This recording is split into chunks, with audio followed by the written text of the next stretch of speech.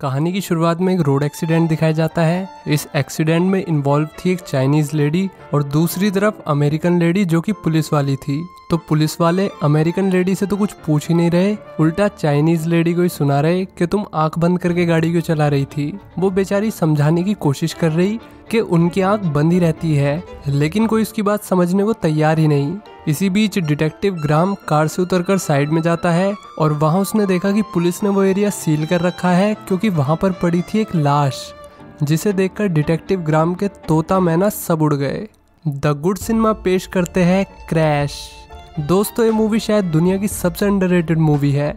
Oscar जीतने के बावजूद भी आप में से बहुत लोगों ने इस मूवी का कभी नाम भी नहीं सुना होगा। आपको मैं जेन्युइनली बता रहा हूँ, अगर आपने ये वीडियो पूरी देख ली तो शायद ये मूवी आपके सोचने का तरीका पूरी तरीके से बदल दे। शायद ये मूवी आपकी ज़िंदगी बदल दे। इसलिए वीडियो को बिना पलक झपकाए आखिर तक देखना। सो कहानी पर वापस आते हैं। एक्सीडेंट से अब हम एक दिन पहले आ गए, जहां एक ईरानी आदमी अपनी बेटी के साथ बंदूक खरीदने आया है। अमेरिका में रहते हुए इन्हें सेफ महसूस नहीं हो रहा, इसलिए ईरानी अंकल सेफ महसूस करने के लिए गन खरीद रहे हैं। लेकिन कौन सी गन लेनी है कौन सी नहीं, इसमें इतने कंफ्यूज है कि दुकानदार ने कह दिया कि ओसामा की 7वीं औलाद जिहाद विहाद करने के मूड में है क्या। ये बात ईरानी अंकल को चुभ गई। उसने जॉन सीना ठोक के कहा कि वो अमेरिकन नागरिक है, बेशक उसे इंग्लिश बोलनी ना आती हो। फिर दुकानदार ने सिक्योरिटी बुला के बुढ़े को बाहर निकलवा दिया और उसकी लड़की के साथ फ्लर्ट करने लगा। लड़की ने बंदूक ले ली और जो बुलेट्स उसे सबसे पहले दिखी वही उठा के वो गुस्से में वहाँ से निकल गई। दूसरी तरफ हमें एंथनी और पीटर दिखाए जाते हैं। एंथनी तो एक नंबर का छपरी है और पीटर उसकी संगत में रहकर उसी के जैसा बनता जा रहा है। हालांकि पीटर डिटेक्टिव ग्राम का भाई है, तो एंथनी को लगता है कि वाइट लोग सब कुछ ब्लैक लोगों को नीचा दिखाने के लिए करते हैं। जैसे कि कैफे में उन्हें वाइट लोगों से ज़्यादा वेट करना पड़ा, वो बात अलग है कि वे लाइन में सबसे पीछे लगे हुए थे। और तो और एंथनी को कॉफ़ी भी नहीं मिली। इस पे पीटर ने कहा कि जब हमने कॉफ़ी ऑर्डर ही नहीं की तो दुकान वालों को क्या सपने आ रहे हैं कि वो हमें कॉफ़ी देंगे। लेकिन एंथनी के हिसाब से वे ब्लैक है, इसलिए उन्हें कॉफ़ी नहीं मिली। असल में एंथनी विक्टिम मेंटेलिटी का शिकार था। इसमें एक इंसान अपनी आइडियोलॉजी बना लेता है और फिर दुनिया में जो कुछ भी हो रहा है उसे वो अपनी आइडियोलॉजी के हिसाब से ही देखता है। जैसे कि एक आइडियोलॉजी है सूडो फेमिनिज्म, जिसे फेमिनिज्म के साथ अक्सर कंफ्यूज किया जाता है, विच इज़ टोटली रॉन्ग। इसमें लड़की लाइफ के हर एस्पेक्ट को उसी नज़र से देखती है जिससे ये प्रूफ हो कि मेल कम्युनिटी उन्हें डोमिनेट कर रही है, जबकि रियलिटी इससे बिल्कुल अलग है। तो एंथनी विक्टिम मेंटेलिटी का शिकार है। उसने जैसे ही सामने से आ रही महिला को देखा तो उसने ये नोटिस किया कि महिला ने उन्हें देखते ही अपने पति का हाथ पकड़ लिया। मतलब वे ब्लैक है, इसलिए महिला उन्हें देखकर डर गई। पीटर ने कहा कि हो सकता है महिला को ठंड लग रही हो, लेकिन एंथनी को लॉजिक कहाँ समझ आता था। इसलिए महिला के डर को हकीकत में बदलने के लिए इन्होंने बंदूक निकाल ली और फिर उनकी कार लेकर भाग गए। गाइस, देख रहे हो आप, जिससे आप सबसे ज़्यादा नफरत करते हो एक दिन आप वैसे ही बन जाते हो। एंथनी को नफरत थी कि लोग ब्लैक कम्युनिटी को ऐसे देखते थे जैसे वो क्रिमिनल्स हो, और फिर वो इसी नफरत के चलते खुद भी एक क्रिमिनल बन गया। बाय द वे, इन्हें नहीं पता कि इन्होंने डिस्ट्रिक्ट अटॉर्नी की कार चुराई है। जब अटॉर्नी की वाइफ ने देखा कि उनके दरवाजे पर एक मैक्सिकन बंदा लॉक लगा रहा है तो वो अपने पति पर भड़कने लगी, ये कहते हुए कि आज वैसे ही भरे बाजार में 2 कलवों ने हमारे सर पे बंदूक तान दी और अब तुमने एक मैक्सिकन बुला लिया जिसके हाथ पर जेल वाला टैटू भी बना हुआ है। जीन को लगा कि ये टैटू वाला अपने दोस्तों के साथ इनके घर में घुसेगा और फिर इनका घर लूटकर चला जाएगा, लेकिन उसके पति ने उसे समझाया कि ऐसा कुछ नहीं होगा। डैनियल लॉक वाले ने उनकी सारी बातें सुन ली और फिर वो यहाँ से चला गया। इसके बाद अटॉर्नी को दिखाते हैं जो बहुत न्यूट्रल बन रहा था, लेकिन उसके न्यूट्रल होने की असली वजह है पॉलिटिक्स, क्योंकि अगर वो ब्लैक के खिलाफ कुछ बोलेगा तो उसकी ब्लैक वोट्स चली जाएगी और फिर वो दोबारा डिस्ट्रिक्ट अटॉर्नी नहीं बन पाएगा। इसके बाद रेयान को दिखाते हैं जो कि एक पुलिस वाला है। वो हॉस्पिटल में अपने डैड के लिए अपॉइंटमेंट लेने की कोशिश कर रहा है, लेकिन अपॉइंटमेंट मिल नहीं पा रही। और जब उसे पता चला कि रिसेप्शनिस्ट एक ब्लैक लेडी है तो उसे और गुस्सा आ गया, क्योंकि वो लेडी उससे बदतमीजी से बात कर रही थी। इसके बाद वो अपने पार्टनर जॉन के पास आ गया और उसने देखा कि एक ब्लैक कलर की बड़ी कार उनके ठीक सामने है। वो कार वैसे डिस्ट्रिक्ट अटॉर्नी कार जैसी लग रही थी, लेकिन जॉन ने कहा कि कार का नंबर भी अलग है और मॉडल भी। पर रेयान की दिलचस्पी डिस्ट्रिक्ट अटॉर्नी की कार में नहीं बल्कि किसी और चीज़ में ही थी। उसने कार को साइड में लगवाया और फिर कार ओनर कैमरन को बाहर आने के लिए कहा। हालांकि कैमरन ने ना तो दारू पी रखी थी और ना ही उसके डॉक्यूमेंट्स में कोई प्रॉब्लम थी, फिर भी रेयान उसे परेशान कर रहा था। सोचिए क्यों?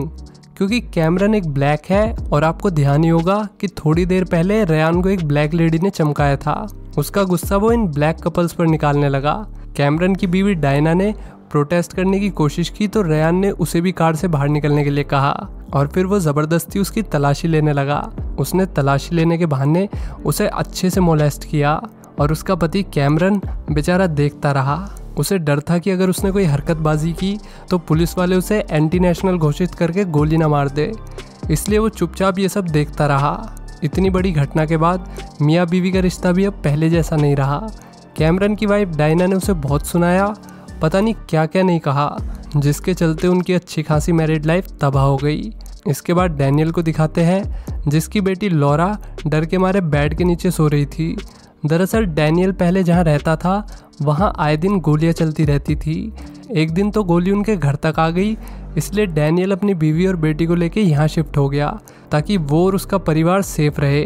लेकिन लॉरा को अभी भी लगता है कि वो गोली वापस उनके घर में आ जाएगी।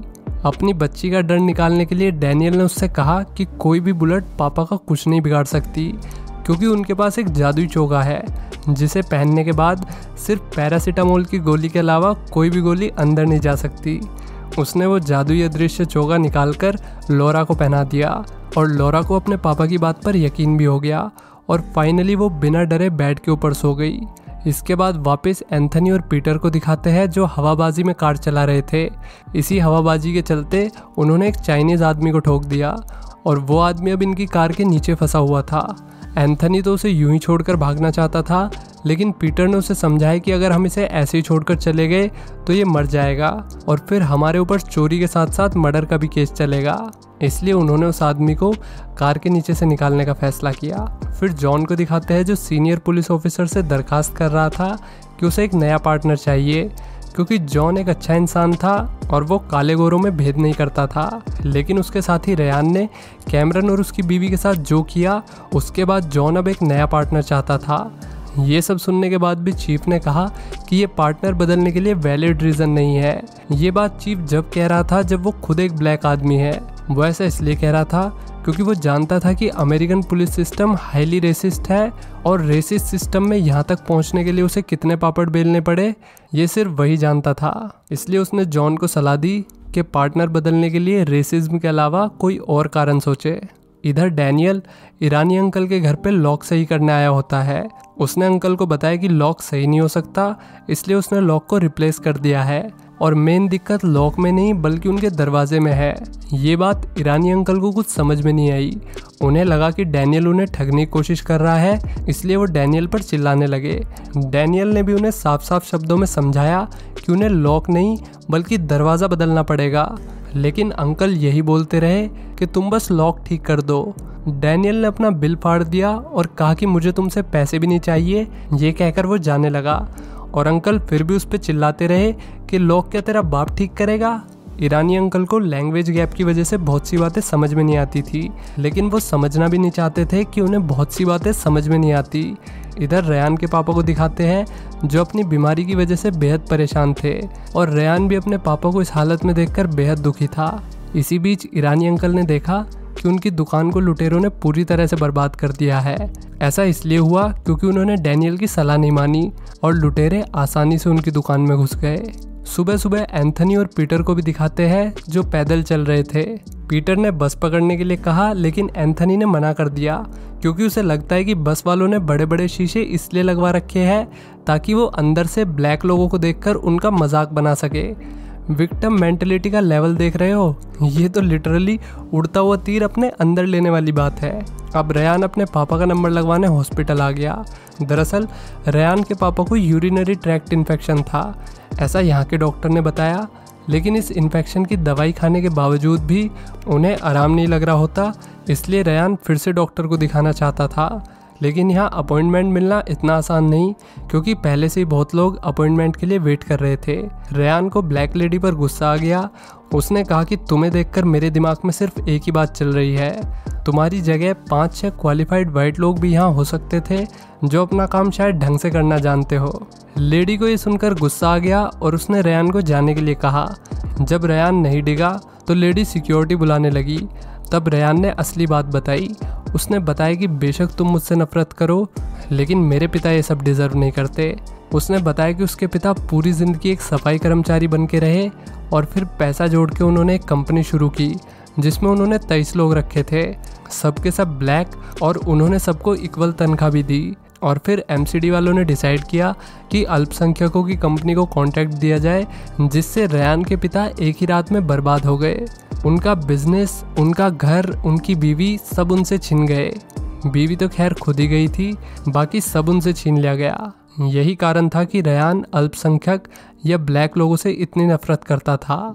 यहाँ पर हमें समझ आ रहा है कि व्यक्ति के कठोर होने के पीछे बहुत ही बड़े कारण होते हैं, जिन्हें हम या तो कभी समझ नहीं पाते या शायद समझना ही नहीं चाहते। खैर, इतनी बातें बताने के बाद भी इसके बाप को अपॉइंटमेंट नहीं मिली। इसके बाद डायना को दिखाते हैं, जो अब कैमरॉन को छोड़कर पछता रही थी, क्योंकि कैमरॉन एक डायरेक्टर है और उसके बिना डायना कुछ भी नहीं। डायना के बार बार माफ़ी मांगने के बाद भी कैमरॉन इस रिश्ते को छोड़ने के फैसले पर टिका रहा। इधर ईरानियों की दुकान पर इंश्योरेंस वाले आए और उन्होंने बताया कि लॉक वाले ने अंकल को दरवाज़ा सही करने के लिए कहा था, लेकिन उन्होंने उसकी बात नहीं सुनी, इसलिए इंश्योरेंस कंपनी उन्हें कोई पैसा नहीं देगी, क्योंकि ये सब दुकान ओनर की लापरवाही का नतीजा है। ये सुनकर ईरानी अंकल पगला गए। उनके पास तो सिर्फ ये दुकान ही थी जिससे उनका घर चलता था।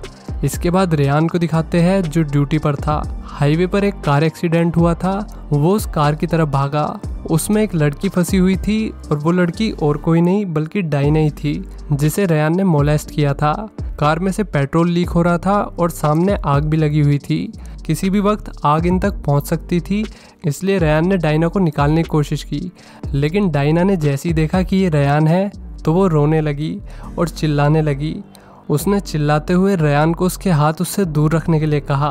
वो रेयान को देखकर इतना डर गई जितना कि वो एक्सीडेंट से भी नहीं डरी थी। रेयान ने उसे समझाया कि अगर उसने इसी वक्त उसे बाहर नहीं निकाला तो कार में ब्लास्ट हो जाएगा और फिर उन दोनों में से कोई भी नहीं बचेगा।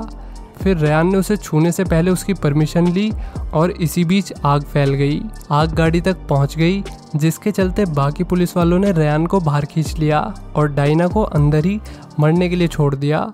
लेकिन रेयान आग के बावजूद भी कार में घुस गया और उसने डायना को बाहर निकाल लिया, ठीक धमाके से पहले। रेयान ने डायना की जान बचा ली और बहुत सारे सवाल भी छोड़ दिए। क्या ये वही रेयान है जिसने डायना को बुरी तरह मोलेस्ट किया था?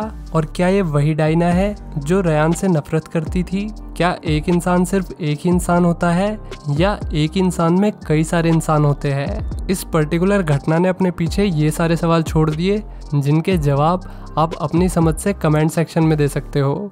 इधर कैमरन सदमे में बैठा हुआ था, तभी एंथनी और पीटर उसको लूटने आ गए। उसने अपना सारा गुस्सा उन दोनों लुटेरों पर निकालना शुरू कर दिया। लुटेरे समझ ही नहीं पा रहे थे कि कैमरॉन के अटैक का कैसे सामना करे, क्योंकि वो गन से भी नहीं डर रहा था। पुलिस ने ये सब नोटिस कर लिया और वो उनके पीछे लग गए। पीटर तो भाग गया और अब कार में सिर्फ एंथनी और कैमरॉन थे। पुलिस ने उनकी कार रुकवा ली और पुलिस वालों में से एक जॉन था। उसने जैसे ही कैमरॉन को देखा तो उसे याद आ गया कि ये तो वही आदमी है जिसे रेयान ने हैरेस किया था। कैमरन को भी पुलिस से नफरत हो गई थी, इसलिए वो उन्हें धमकाने लगा।